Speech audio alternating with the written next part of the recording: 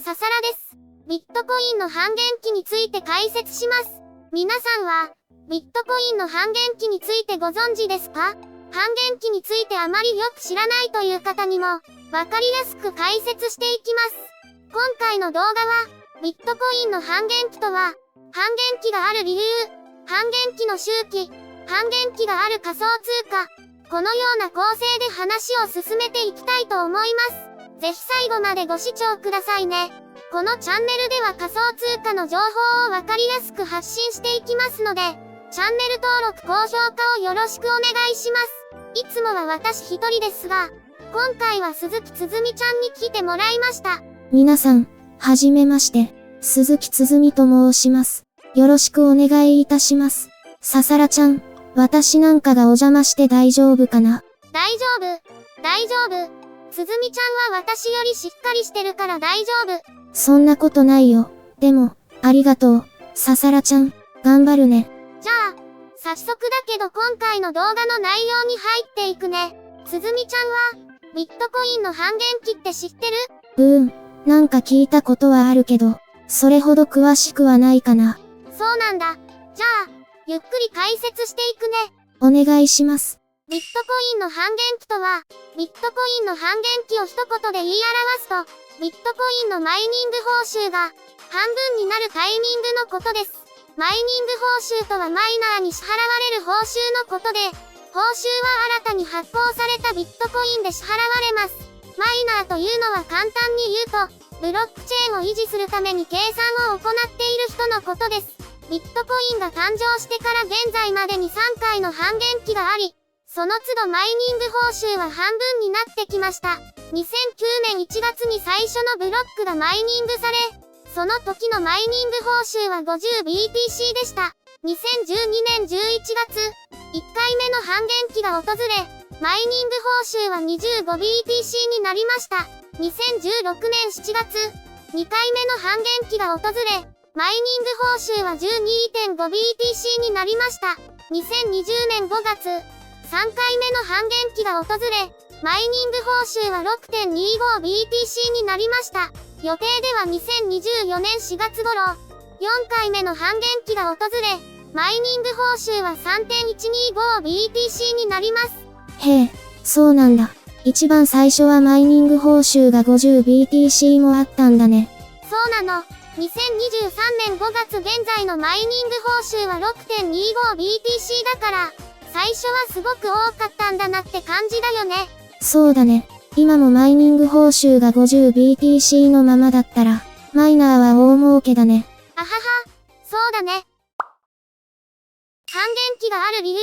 半減期ごとにマイニング報酬が半分になるのは分かったんだけど、そもそもなんで半減期ってあるのかな？つづみちゃん鋭い。じゃあ、そこのところを解説していくね。お願いします。ビットコインに半減期がある理由は、ビットコインの発行量をコントロールするためや、市場に流通するコインの総量を抑えるためや、新規発行のペースを緩やかにして急激なインフレを防ぐため、といった説明が一般的になされます。どうかな？つづみちゃん、なんとなくわかったかな？なんとなくはわかったけど、芯からわかったという感じではないかな。そっか。実は私も自分で言ってみたものの、あまりよくわかってなかったの。私自身、これらの説明を聞いてなんとなくわかったような気になる反面、本当にわかったかと言われると、そうではないような感じがしたので、もし半減期がなかったとしたらどうなるだろうと考えたら、半減期があることによる効果が見えてくるのではないかと思いました。もし、半減期がなくて現在もマイニング報酬が 50BTC だとしたら、市場に 50BTC が売りに出されますが、実際のマイニング報酬は 6.25BTC なので、市場に 6.25BTC の売りが出されることになります。マイナーがマイニング報酬で得たビットコインをすべて売却するとは限りませんが、ここではわかりやすくするために、すべて売却すると仮定した上で考えています。シンプルに考えて半減期があることにより、市場に売りに出されるビットコインが減るので、マイナーの売り圧が減少して、ビットコインの価格が上昇しやすくなる。またはビットコインの価格が下落しにくくなると考えられます。ビビットコインの価格を上昇しやすくするためや、ビットコインの価格を下落しにくくするために、半減期があるのかどうかは、実際のところはサトシ・ナカモトに聞いてみないと、わからないところではありますが、半減期があることにより、ビットコインの価格が上昇しやすくなる、またはビットコインの価格が下落しにくくなるというのは、おおよそ間違いのないところなのかと思います。私の考察はどうかな？すずみちゃん。これならすんなり頭に入ってきたよ。ささらちゃん、すごいね。そんなことないよ。私なんてまだまだなんだから。それに、半減期がある理由はもっと他にもあるだろうし。でも仮想通貨の話って、いつもよくわからないイメージがあるから、わかりやすく解説してくれて助かったな。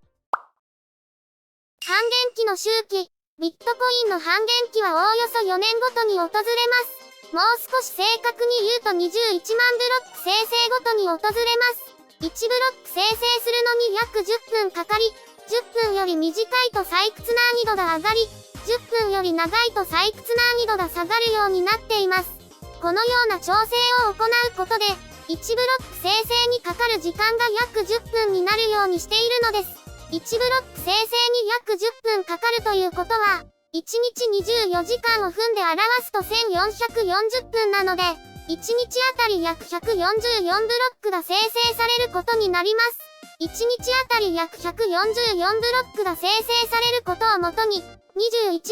ブロックは約何日で生成されるのかを計算すると、約1458日ということになります。そして、この約1458日という日数は約4年なので、ビットコインの半減期は約4年ごとに訪れるということになるのです。ちなみに、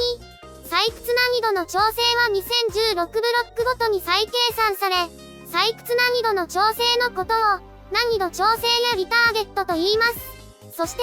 2016ブロックという期間をリターゲット期間と言い、その期間は約14日間となっています。2016ブロックを生成するのにかかる時間は20160分。20160分は何日かを計算するために、20160分を1日分の1440分で割ると14日となります。ビットコインの次回の半減期は、この画像のようなサイトで確認することができますが、時々半減期の日付を確認してみると、以前確認した時とは違っていることがあります。2023年4月17日に半減期の予定日を確認した時は、2024年4月6日と表示されていましたが、2023年5月17日に半減期の予定日を確認した時は、2024年4月7日と表示されていました。なぜこのような違いが生じるかというと、ビットコインの半減期は、21万ブロック生成ごとに訪れるように設定されており、